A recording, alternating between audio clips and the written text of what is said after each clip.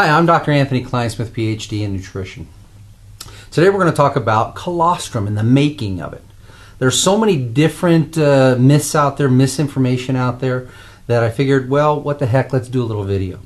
See, there's a book out there, it's called The Fundamentals of Dairy Chemistry. It's kind of like the Bible in the dairy industry, and these lovely ladies behind me, they don't change a whole lot. And neither does this, because Mother Nature makes colostrum pretty static, as long as you leave it as true colostrum. You see, human mothers produce colostrum in the breast, in the mammary gland, whereas a bovine doesn't at all. It passes through the mammary gland, but she doesn't make it there at all.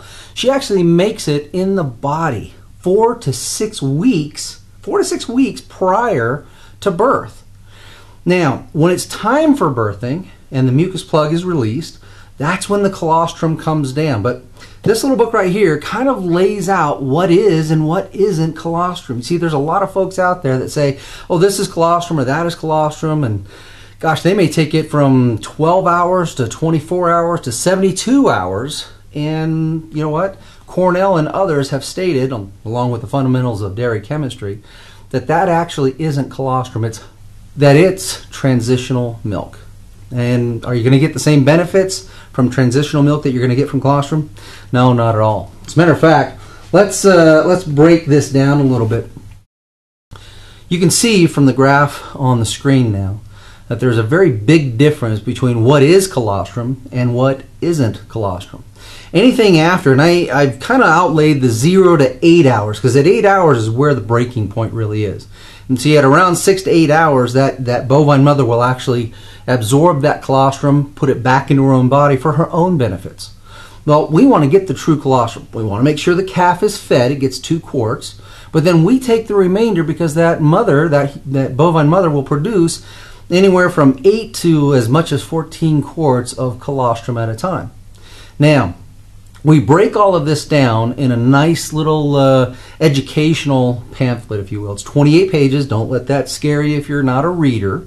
But I would highly recommend that you get the Health Practitioner's Guide, because in here you're going to see what colostrogenesis is, or the production of colostrum, lactogenesis, or the production of milk or lactose.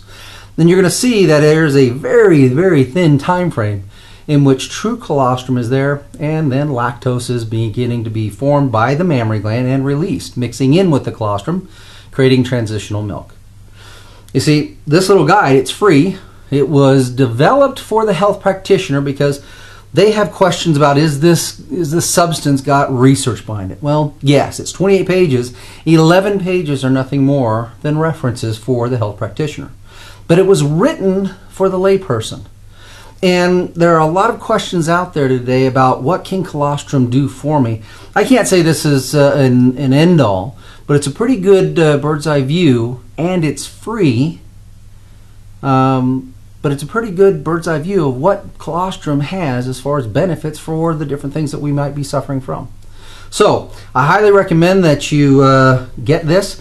It does go into colostrogenesis, and it really outlines, not in the technical side, you don't have to be a PhD or anything of that nature to understand it, but it really outlines what true colostrum really is, versus a lot of the myth and the innuendos and the misinformation that's on the web out there. So, Health Practitioner's Guide, it's free. Give us an email, or take a look at the website down below and send us a request, and we'll shoot this out to you for free. Thank you.